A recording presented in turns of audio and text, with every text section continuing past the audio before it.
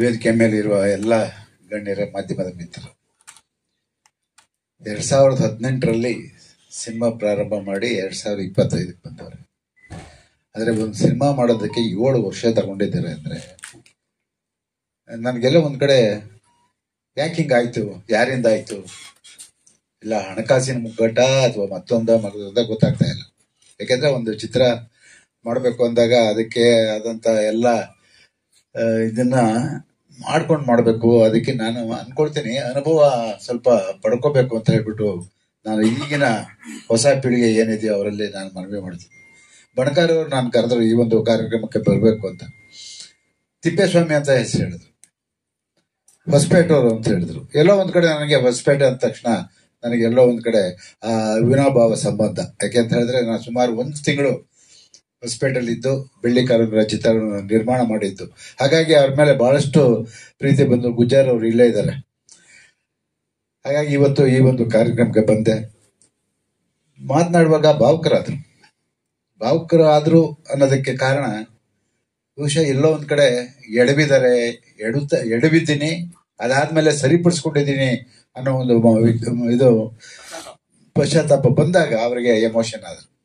ಯಾಕಂತ ಹೇಳಿದ್ರೆ ಯಾರೋ ಒಬ್ರು ಇಂಡಸ್ಟ್ರಿನಲ್ಲಿ ಕೈ ಹಿಡಿಯಕ್ಕೆ ಒಬ್ರು ಬರ್ತಾರೆ. ಬಸವರಾಜ್ ಅವರು ಅದ್ರ ಮುಂದೆ ನಿಂತ್ಕೊಂಡು ಅವರಿಗೆ ಸಹಕಾರ ಕೊಟ್ಟಿದ್ದಾರೆ. ಆ ಒಂದು ಇದರಿಂದ ಅವರು ಭಾವುಕರಾದ್ರು. ಏನೇ ಆಗ್ಲಿ ಕಷ್ಟಪಟ್ಟಿದ್ದಾರೆ, ಸಿನಿಮಾ ಮಾಡಿದ್ದಾರೆ.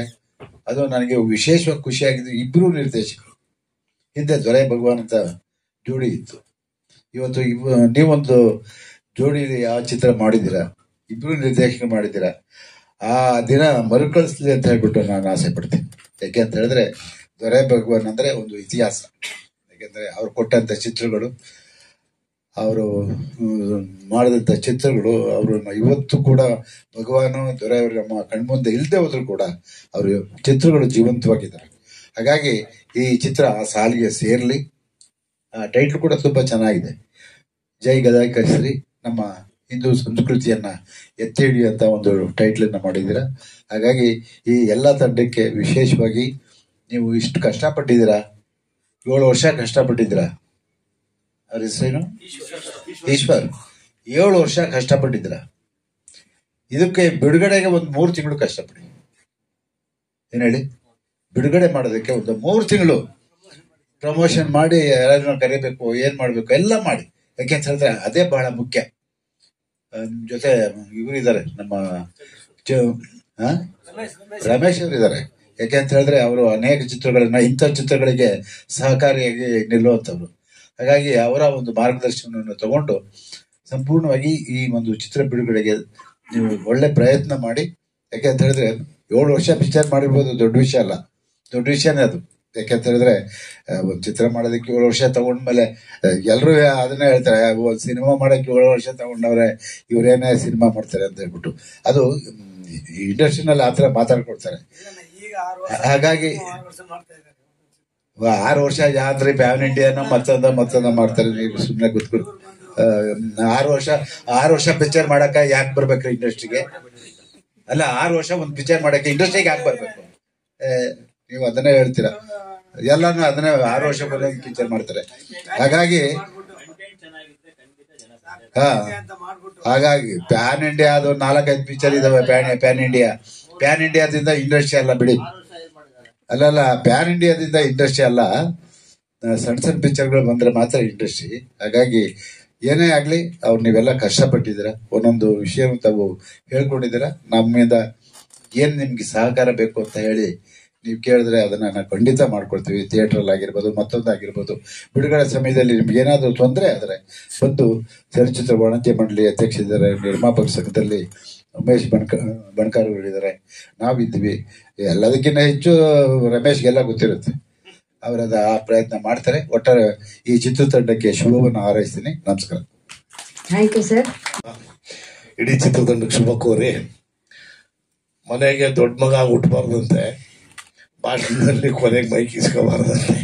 ಯಾಕೆ ಅಂದ್ರೆ ಹಾಲಿ ಮಾಜಿಗಳು ಅಂದ್ರೆ ಸಾರಾ ಗೋವಿಂದಣ್ಣವರು ಮತ್ತೆ ನಮ್ಮ ನರಸಿಂಹಣ್ಣ ಅವರು ಎಲ್ಲಾ ವಿಚಾರಗಳು ಮಾತಾಡ್ಬಿಟ್ರು. ಈಗ ನಾವು ಮಾತಾಡೋ ಅಂತದ್ದು ಏನು ಹುಡುಕೊಂಡಿಲ್ಲ. ಅವ್ರ ಪುತ್ರದಲ್ಲಿ ಹೇಳಬೇಕಾ? ಇಲ್ಲ, ಎಲ್ಲ ಹೇಳ್ಬಿಟ್ರು ಅವರು. ಏನಪ್ಪಾ ಅಂದ್ರೆ ಇವತ್ತೇನಾದ್ರೂ ಇವ್ರುಗಳೆಲ್ಲ ಇಲ್ಲಿದ್ದಾರೆ ಹೇಳ್ಬಿಟ್ರು, ಅಣ್ಣ ಹೇಳಿದ್ರು ಗೋವಿಂದಣ್ಣ, ತಿಪ್ಪೇಸ್ವಾಮಿ ಅವರು ಆಫೀಸ್ಗೆ ಬಂದ್ರೆ ಇವ್ರಿಬ್ರು ಕನ್ಫರ್ಮ್ ಮಾಡೋ ತನಕನೂ ಎದ್ದು ಆಚೆಗೆ ಹೋಗಿಲ್ಲ ಪುಣ್ಯಾತ್ಮ. ಅಲ್ಲಿ ಯಾರ್ಯಾರ ಬಂದವ್ರು ಮಾತಾಡ್ತೇನೆ ಹುಡುಗರು, ನಾನು ಹೇಳ್ತೇನೆ ಇಲ್ಲ ಸರ್ ನನ್ನ ಮುಂದೆ ಒಂದ್ಸರಿ ಫೋನ್ ಮಾಡಿಬಿಡ್ರಿ ಸರ್ ಅಲ್ಲ ನಿಮ್ಮ ಮುಂದೆ ಮಾಡ್ತೇನೆ, ಅಲ್ಲಪ್ಪ ನೀವು ಹೋದ್ನೆ ನಾ ಮಾಡೋದಿಲ್ಲ ಅಂದ್ರೆ ಇಲ್ಲ ನೀವು ಮಾಡ್ಬಿಡ್ರಿ ಸರ್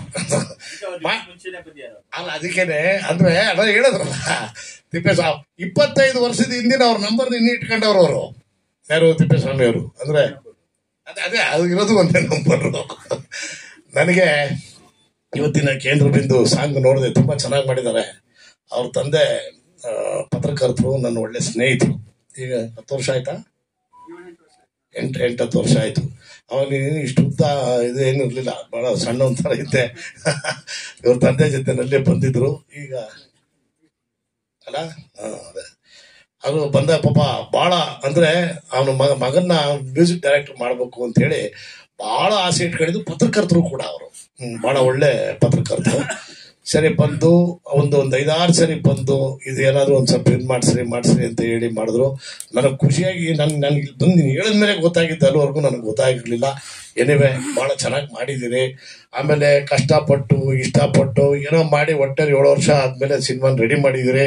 ಆಮೇಲೆ ಬಸಣ್ಣ ಬೆನ್ನೆಲುಬಾಗಿದ್ರು ಅಂತಾನು ಕೂಡ ಹೇಳಿದ್ರೆ, ಬಸಣ್ಣ ಅವರು ಬಹಳ ಜನಕ್ಕೆ ಅಲ್ಲಿ ಹೊಸಪೇಟೆಯಲ್ಲಿ ಬೆನ್ನೆಲುಬು ಆಗಿದ್ದಾರೆ ಅಂತ ನಾನು ಕೇಳ್ಪಟ್ಟಿದ್ದೀನಿ. ಎಲ್ಲದಕ್ಕಿಂತ ಮುಖ್ಯವಾಗಿ ಅಣ್ಣವ್ರು ಹೇಳದಂಗೆ ಲಿಖಿತ್ ಫಿಲ್ಮ್ಸ್ ನಮ್ ರಮೇಶ್ ಬಾಬು ಅವರು ಥ್ರೂ ಬರ್ತಾ ಇದ್ದೀರಿ. ದಯಮಾಡಿ ಆತರ ಬೀಳಬೇಡಿ, ಯಾಕಂದ್ರೆ ಎಲ್ಲಾ ಸಿನಿಮಾಗಳು ಚೆನ್ನಾಗಿ ಹೋಗ್ತಾ ಇದಾವೆ. ಹೋಗುವಂತ ಸಿನಿಮಾಗಳನ್ನ ತೆಗೆದು ಮಾಡಕ್ಕಾಗಲ್ಲ, ಅಂದ್ರೆ ರಿಲೀಸ್ ಮಾಡಕ್ಕಾಗಲ್ಲ. ನಿಮ್ದೊಂದು ಸಾಂಗ್ ಇದೆಯಲ್ಲ ತುಂಬಾ ಚೆನ್ನಾಗಿ ಬಂದಿದೆ. ನಾನು ಅದು ಮ್ಯೂಸಿಕ್ ಚೆನ್ನಾಗಿ ಮಾಡಿದ್ದಾರೆ. ಆಮೇಲೆ ಪರ್ಫಾರ್ಮ್ ಮಾಡಿದ ಕಲಾವಿದರು ಕೂಡ ತುಂಬಾ ಚೆನ್ನಾಗಿ ವರ್ಕ್ ಮಾಡಿದ್ದಾರೆ. ಆಲ್ ದಿ ಬೆಸ್ಟ್, ಎಲ್ರಿಗೂ ಒಳ್ಳೇದಾಗ್ಲಿ. Thank you sir. ಎಲ್ಲರೂ ಒಬ್ಬರೇ ಮಾಡೋಕ್ಕಾಗಲ್ಲ ಸರ್. ಸಿನಿಮಾ ರಿಲೀಸ್ ರೆಡಿ ಇದೆ ಸರ್, ಸೆನ್ಸರ್ ಆಗಿದೆ. ರಿಲೀಸ್ ಹತ್ರ ಕೇಳಬೇಕು ಸರ್. ಎಲ್ಲ ರೆಡಿ ಇದೆ, ಡೇಟ್ ಅನ್ನು ಫಿಕ್ಸ್ ಮಾಡಿಲ್ಲ ಸರ್. ಅದು ಮೋಸ್ಟ್ಲಿ ಭವಿಷ್ಯ ಅದು ನೆಕ್ಸ್ಟ್ ಪ್ರೆಸ್ ಮೀಟಲ್ಲಿ ಆಗುತ್ತೆ ಅನ್ಕೋತೀನಿ.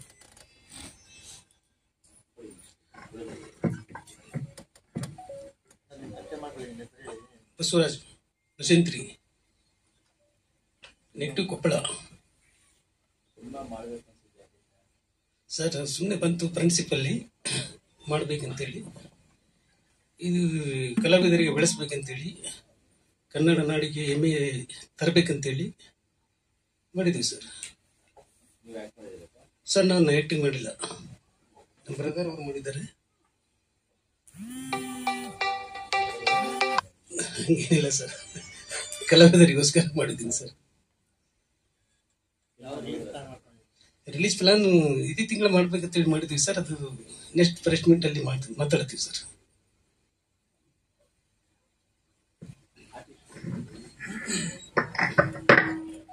ವೇದಿಕೆ ಮೇಲೆ ಗೊತ್ತಿರುವಂತಹ ಹಿರಿಯರ್ಗಳ ಆಹ್ವಾನ ಕೊಡ್ತಾ, ಜೈ ಗದಕೇಸರಿ ಈ ಫಿಲಿಂ ಶುರು ಆಗಿದ್ದು ನಮ್ಮ ಸ್ಟುಡಿಯೋದಲ್ಲಿ. ಈಶ್ವರಪ್ಪ ಮತ್ತೆ ತಿಪ್ಪೇಸ್ವಾಮಿ ಸರ್ ಸ್ಟುಡಿಯೋಗೆ ಬಂದಾಗ ಈ ಫಿಲಿಂ ಆರಂಭ ಆಯಿತು. ಈ film caste and crew final ಮಾಡಿದಾಗ ನಾವು ಪ್ರಥಮವಾಗಿ ನಾವು ದರ್ಪಣ ಫಿಲಿಮ್ ಅಲ್ಲಿ ಹೀರೋ ಆಗಿ ಮಾಡಿದಂತ ಅರವಿಂದ್ ರಾವ್ನ ಕಾಂಟ್ಯಾಕ್ಟ್ ಮಾಡಿದ್ವಿ. ನಂತರ ಅವಿನಾಶ್ ಸರ್ ಮತ್ತೆ ಹಂಗೇನೆ ಪ್ರಶಾಂತ್ ಸಿದ್ದಿ, ತುಂಬಾ ಹಿರಿಯ ನಾಯಕರು ಈ ಫಿಲಿಮ್, ಹಿರಿಯ ನಟರು ಈ ಫಿಲಿಮ್ ನಟಿಸಿದ್ದಾರೆ. ಇದಾದ ತಕ್ಷಣ ಕ್ಯಾಮರಾಮ್ಯಾನ್ ಅಂತ ಬಂದಾಗ ನಮ್ಮ ಶ್ಯಾಮ್ ಸರ್ನ ರೆಫರ್ ಮಾಡಿದ್ವಿ. ಶ್ಯಾಮ್ ಸರ್ ಮಾಡಿದ್ರು. ನಮ್ಮ ಸ್ಟುಡಿಯೋದಲ್ಲಿ ಒಂದು 25-30 ಫಿಲ್ಮ್ಗಿಂತ ಹೆಚ್ಚು ಫಿಲ್ಮ್ಗೆ ಅವರು DI ಮಾಡಿದ್ದಾರೆ. ಯತೀಶ್ ಕುಮಾರ್ ಸರ್ ಈ ಫಿಲ್ಮ್ಗೆ ಅವರು ಡೈರೆಕ್ಟರ್, ಅದ್ರ ಮುಂಚೆ ಟೆಕ್ನಿಷಿಯನ್ ಆಗಿ ಅವರು ಅಭಯನಾಡು ಸ್ಟುಡಿಯೋದಲ್ಲಿ ತುಂಬಾ ಫಿಲ್ಮ್ಗೆ ಒಂದು 20 ವರ್ಷಗಳಿಂದ ಕನ್ನಡ ಫಿಲ್ಮ್ ಇಂಡಸ್ಟ್ರಿಯಲ್ಲಿ ಸೇವೆ ಮಾಡ್ತಾ ಬಂದಿದ್ದಾರೆ. ಕುಮಾರ್ ಸರ್, ಯತೀಶ್ ಕುಮಾರ್ ಅವ್ರ ಮಾತು ಕಮ್ಮಿ, ಮಾತ್ರ ಬರಲ್ಲ. ಸೊ ಅವರು ಡೈರೆಕ್ಟರ್ ಆಗಿ ಫಸ್ಟ್ ಫಿಲ್ಮ್ ಮಾಡಿದ್ರು. DTS, DI, sound effects, editing ಅನ್ನೋ ಡಬ್ಬಿಂಗ್ 5 ಡಿಪಾರ್ಟ್ಮೆಂಟ್ ಕೆಲಸ ಮಾಡ್ತಾ ಬಂದಿದ್ದಾರೆ. ತುಂಬಾ ಫಿಲ್ಮ್ಗೆ ದೊಡ್ಡ ಫಿಲ್ಮ್ ಎಲ್ಲ ಮಾಡಿದ್ದಾರೆ. ಈಗ ಈ ಫಿಲ್ಮ್ ಕಥೆ ಅಂತ ಬಂದಾಗ ಒಬ್ಬ ಅಮಾಯಕ ಅಲ್ಲ, ಅವನು ಹಳ್ಳಿಯಿಂದ ಸಿಟಿಗೆ ಬಂದು ಯಾವ ರೀತಿ ಹೋರಾಡ್ತಾನೆ ಅನ್ನೋದ್ರ ಬಗ್ಗೆ ಈ ಕಥೆಯ ಥೀಮ್ ಇದು, online theme. So film story ನಾನು ಹೇಳ್ಬಾರ್ದು ನಾನು ಮ್ಯೂಸಿಕ್ ಡೈರೆಕ್ಟರ್ ಆಗಿ, ಬಟ್ ಆದ್ರೂ ಸ್ವಲ್ಪ ಹೊಸ ತಂಡ ಇರೋದ್ರಿಂದ ನಾನೇ ಕಂಟೆಂಟ್ ಕೊಡ್ತಾ ಇದ್ದೀನಿ. ಸೊ ಒಬ್ಬ ವಿಲೇಜ್ ಇಂದ ಬಂದು ಸಿಟಿಗೆ ಬಂದಾಗ ಯಾವ ರೀತಿ ನಡ್ಕೊಂತಾನೆ ಅನ್ನೋದು, ಒಂದು ವಸ್ತು, ಅಮೂಲ್ಯವಾದ ವಸ್ತು ಕಳ್ತನ ಆದಾಗ ಯಾವ ರೀತಿ ಅನ್ನೋದನ್ನು ಹೋರಾಡ್ತಾನೆ ಗೆಲ್ತಾನೆ ಅನ್ನೋದೇ ಈ ಫಿಲ್ಮ್ನ ಸಾರಾಂಶ, ಆನ್ಲೈನ್ ಸ್ಟೋರಿ. ಫಿಲ್ಮ್ ಅಲ್ಲಿ 5 ಹಾಡುಗಳಿವೆ.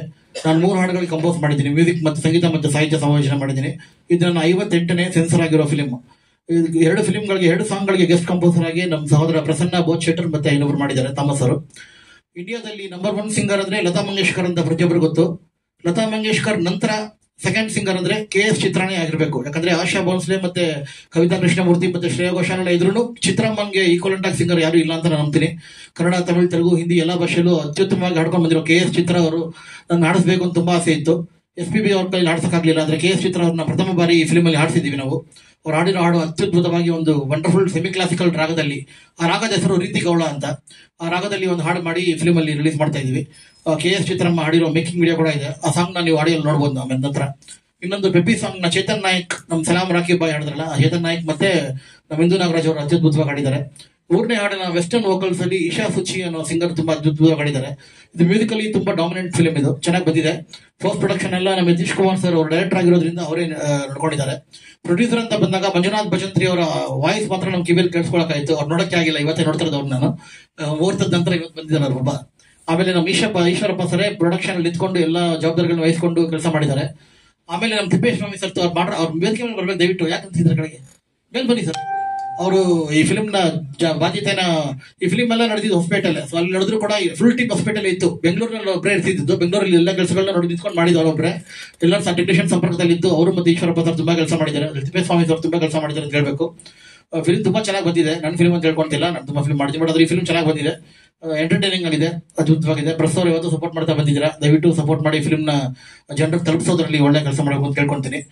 ಫಿಲ್ಮ್ ರಿಲೀಸ್ ಹಂತದಲ್ಲಿದೆ, ಸೆನ್ಸರ್ ಆಗಿದೆ, US ಸರ್ಟಿಫಿಕೇಟ್ ಸಿಕ್ಕಿದೆ. ರಿಲೀಸ್ಗೆ ಆದಷ್ಟು ಬೇಗ ಟ್ರೈ ಮಾಡ್ತಾ ಇದೀವಿ. ನಮ್ಮ 2 ಫಿಲ್ಮ್ ನಾನು ಡೈರೆಕ್ಷನ್ ಮಾಡಿರೋ 2 ಫಿಲ್ಮ್ ರಿಲೀಸ್ ಮಾಡಿರೋ ನಮ್ಮ ಡಿಸ್ಟ್ರಿಬ್ಯೂಟರ್ ಲಿಖಿತ್ ಫಿಲ್ಮ್ಸ್ ಅವರ ರಮೇಶ್ ಬಾಬು ಸರ್ ಬಂದಿದ್ದಾರೆ. ಅವರೇ ಈ ಫಿಲ್ಮ್ ಕೂಡ ರಿಲೀಸ್ ಮಾಡ್ತಾ ಇದ್ದಾರೆ. ನಂದು ಅವ್ರದ್ದು ನನ್ನ ಜೊತೆ 6ನೇ ಫಿಲ್ಮ್ 7ನೇ ಫಿಲ್ಮ್ ರಿಲೀಸ್ ಮಾಡ್ತಾ ಇದ್ದಾರೆ. ನಂದು ಅಷ್ಟೇ ಒಳ್ಳೆ ಸಂಪರ್ಕ ಇದೆ. ಫಿಲ್ಮ್ ಚೆನ್ನಾಗಿ ರಿಲೀಸ್ ಮಾಡಿ ಜನರಿಗೆ ತಲುಪಿಸ್ತಾರೆ ಅಂತ ನಂಬಿಕೆ ಇದೆ. ಫಿಲ್ಮ್ ಗೆಲ್ಸೋದ್ರಲ್ಲಿ ಪ್ರತಿಯೊಬ್ಬರ ಪ್ರೋತ್ಸಾಹ ಇರಬೇಕು ಅಂತ ಕೇಳ್ಕೊಂತೀನಿ. Thank you.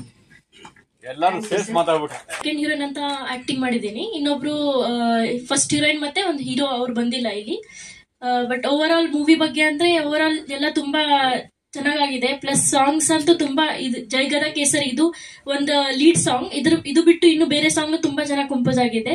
ಸೊ ಇದು ಚಾನ್ಸ್ ಕೊಟ್ಟ ಪ್ರೊಡ್ಯೂಸರ್ಸ್ ಈಶ್ವರ್ ಸರ್ ಮತ್ತೆ ತಿಪ್ಪೇಸ್ವಾಮಿ ಸರ್ ಮತ್ತೆ ಡೈರೆಕ್ಟರ್ ಗಳಿಗೂ ಎಲ್ಲ ತುಂಬಾ ಥ್ಯಾಂಕ್ ಯು. ಮತ್ತೆ ನಿಮ್ಮೆಲ್ಲರ ಸಪೋರ್ಟ್ ಬೇಕು. ಮುಂದೆ ಇನ್ನೂ ಆಡಿಯನ್ಸ್ ಅಲ್ಲಿ ಚೆನ್ನಾಗಿ ರೀಚ್ ಆಗ್ಬೇಕಂದ್ರೆ ನಿಮ್ಮೆಲ್ಲರ ಸಪೋರ್ಟ್ ಬೇಕು. So thank you. ನಾನು ಅವ್ರ ಸರ್ ತಿಪ್ಪೇಸ್ವಾಮಿ ಹತ್ರ ಮಾತಾಡ್ತಾ ಇದ್ರು, ಈ ಸಿನಿಮಾನ ನಾವು ಮತ್ತೆ ಮಾಡಿದ್ರೆ ನಿಂತ್ರೆ, ಯಾಕಂದ್ರೆ ನಾವು ನಮ್ಮ ಹೊಸಪೇಟೆಯಲ್ಲಿ ಒಂದು ರಾಜಕಾರಣಿಯಾಗಿ, ಹೋರಾಟಗಾರನಾಗಿ, ಸಮಾಜ ಸೇವಕನಾಗಿ ನನ್ನ ತಕ್ಕ ಮಟ್ಟಿಗೆ ನಾನು ಮಾಡ್ತಾ ಅಲ್ಲಿ ಬೆಳೀತಾ ಬಂದಿದ್ದೆ. ಏನೋ ಸಿನಿಮಾ ಅಂತ ಹೋಗ್ಬಿಟ್ಟಿವಪ್ಪ, ನಾವು ಏನ್ ಮಾಡ್ತೀವೋ ಇಲ್ಲೋ ಅನ್ನೋ ಒಂದು ಭಯಕ್ಕೆ ಬಸವರಾಜ್ ಸರ್ ಹತ್ರ ಹೋಗಿ ಇನ್ಫ್ಲುಯೆನ್ಸ್ ಮಾಡಿದ್ರು ನಮ್ಮ ತಿಪ್ಪೇಶನ್ನ. ಸರ್ ಈ ರೀತಿ ಈಶ್ವರ್ ಹಿಂಗ್ ಒಂದ್ ಸಿನಿಮಾ ಮಾಡಿ ನಿಂತ್ಬಿಟ್ಟಾರ ಸರ್, ಈ ಕೇಳ್ರಿ, ಅದೇನ್ ಕೇಳ್ರಿ, ಯಾವ್ದು ನಿಂದ್ರಬಾರ್ದು, ಓಡ್ತಾನೆ ಇರ್ಬೇಕು, ಅದು ಓಡ್ಸನ್ ಕೇಳ್ರಿ ಅಂತ ಹೇಳಿದ್ರು. ಒಂದೇ ಮಾತಿಗೆ ಅವರು ಮಾಡ್ರಿ ಸಿನಿಮಾ, ಯಾಕೆ ನಿಲ್ಸಿದ್ರು. ಆ ಹಳೆ ಟೀಮಿಗೆ ನಾನು ಮಾತು ಕೊಟ್ಟಿದ್ದೆ, ಮಾಡಕ್ಕಾಗಿಲ್ಲ, ಐ ಆಮ್ ಸಾರಿ ಅಂತ ಈ ವೇದಿಕೆ ಮುಖಾಂತರ ಅವ್ರು ಎಲ್ರಿಗೂ, ಹಳೆ ಕಲಾವಿದರಿಗೆ ನಾನು ಕೇಳ್ಕೊಳ್ತಾ ಇದ್ದೀನಿ. ಅದೇ ರೀತಿ ಹೊಸ ಟೀಮ್ ಬಗ್ಗೆ ಮಾತಾಡ್ಬೇಕಂದ್ರೆ ನಾನೇ ಅದಕ್ಕ ಪೂರ್ತಿ ಸಿನಿಮಾಗೆ ಹೀರೋ ಆಗಿ ಮಾಡ್ಬೇಕಂತ ಇತ್ತು. ಕೆಲವು ಒತ್ತಡಗಳಿಂದ ನಾನು ಮಾಡಕ್ ಆಗ್ಲಿಲ್ಲ. ಆಗ ಮತ್ತೆ ಪುನಃ ಒಂದ್ಸರಿ ನಾವು ಅಡ್ವಾನ್ಸ್ ಮಾಡಿ ಕಾರ್ತಿಕ್ ವೆಂಕಟೇಶ್ ಸರ್ ಹತ್ರ ಕುತ್ಕೊಂಡಿವಿ. ಸರ್ ನೋಡೋಣ ಮುಂದೆ ಸ್ವಲ್ಪ ದಿನ ಬಿಟ್ಟು ಮಾಡೋಣ. ಇಲ್ಲ ಮಾಡ್ರಿ, ನೀವು ಮಾಡ್ತೀರಿ, ಯಾಕೆ ಟೈಮ್ ನೋಡಿ ಮಾಡ್ಬೋದಲ್ಲ ಅಂತ ಹೇಳಿದ್ರು. ಅದು ನಮಗೆ ಆಗ್ಲಿಲ್ಲ. ಆ ಟೈಮಿಗೆ ನನಗೆ ಮಾಡಕ್ ಇಂಟ್ರೆಸ್ಟ್ ಇದ್ರೂ ಏನಪ್ಪ ಈ ರೀತಿ ಪ್ರಾಬ್ಲಮ್ಸ್ ಎಲ್ಲ ಸ್ಟಾರ್ಟ್ ಆಯ್ತು. ಈ ಸಿನಿಮಾ 8 ವರ್ಷ ಸತತವಾಗಿ ನಾವು ಕಷ್ಟಪಟ್ಟು ಈ ಸಿನಿಮಾನ ಈ ವೇದಿಕೆ ಮುಂದೆ ಟೀಸರ್ ಹಾಗೂ ಒಂದು ಹಾಡನ್ನ ನಾವು ಬಿಡುಗಡೆ ಮಾಡ್ತಾ ಇದೀವಿ ಅಂದ್ರೆ ನಾವು ಏನೆಲ್ಲ ಪಾಡು ಪಟ್ಟಿರ್ಬೋದಂತ ನಿಮಗೆ ಗೊತ್ತಾಗುತ್ತೆ. 8 ವರ್ಷ ಈ ಸಿನಿಮಾಗೆ ನಾನು ತುಂಬಾ ಹೃದಯದಿಂದ ನಾನು ಧನ್ಯವಾದಗಳನ್ನ ಹೇಳ್ಬೇಕಂದ್ರೆ ನಾನು ಬಸವರಾಜ್ ಸಾರಿ ಅವ್ರಿಗೆ ಹೇಳ್ತೇನೆ. ಯಾಕಂದ್ರೆ ಅವ್ರಿಲ್ಲ ಅಂದ್ರೆ ಇವತ್ತು ನಾವು ಇಲ್ಲಿ ಕುತ್ಕೊಂಡು ಮಾತಾಡಕ್ಕಾಗಲ್ಲ. ನಮ್ಮ ಹೆಸರು ಹೊಸಪೇಟೆಯಲ್ಲಿ ಹೇಗಾಗಿತ್ತಂದ್ರೆ, ಸಿನಿಮಾ ಏನೋ ಮಾಡಕ್ ಬಂದ್ರು, ಇವತ್ತು ಸಿನಿಮಾ ಅಂದ ತಕ್ಷಣನೇ ಪ್ರತಿಯೊಬ್ರು ಕೂಡ ಹೋಗ್ಬೇಡ್ರಪ್ಪ, ಅಲ್ಲಿ ಹೋದ್ರೆ ನೀವು ಹಾಳಾಗಿ ಹೋಗ್ಬಿಡ್ತೀರಿ, ಮನೆ ಮಟನ್ ಮಾರ್ಕೊಂಡು ಹೋಗ್ಬಿಡ್ತೀರಿ, ಸಿನಿಮಾಗೆ ಹೋಗ್ಬೇಡ್ರಿ ಅಂದ್ರು. ಅಂತ ಟೈಮಲ್ಲಿ ಧೈರ್ಯ ಮಾಡಿ ಬಂದು ನಮಗೆ ಧೈರ್ಯ ಕೊಟ್ಟು ನಮ್ಮ ಬೆನ್ನಿಂದೆ ಹೆಂಗ ಆಂಜನೇಯ ಈ ಒಂದು ಸಿನಿಮಾಗಿದ್ರು, ಅವರು ಈ ತಂಡಕ್ಕೆಲ್ಲ ಬಸವರಾಜ್ ಸರ್ ನಮ್ಮ ಹಿಂದೆ ನಿಂತು ಈ ಒಂದು ಚಿತ್ರಕ್ಕೆ ಒಂದು ರಿಲೀಸ್ ಹಂತಕ್ಕೆ ನಾವು ನಮಗೆ ತಂದು ಕೊಟ್ಟಂತ ಬಸವರಾಜ್ ಸರ್ಗೆ ಮತ್ತೊಮ್ಮೆ ನಾನು ಹೃದಯಪೂರ್ವಕವಾಗಿ ಅವರಿಗೆ ಧನ್ಯವಾದಗಳನ್ನ ಹೇಳ್ತೀನಿ. ಅದೇ ರೀತಿ ತಿಪ್ಪೇಶಣ್ಣಗೆ ನಾನು ಧನ್ಯವಾದಗಳನ್ನ ಹೇಳಕ್ಕಾಗಲ್ಲ, ಯಾಕಂದ್ರೆ ಅವರು ನನಗೆ ಆ ಅನ್ನಕ್ಕಿಂತ ಹೆಚ್ಚು.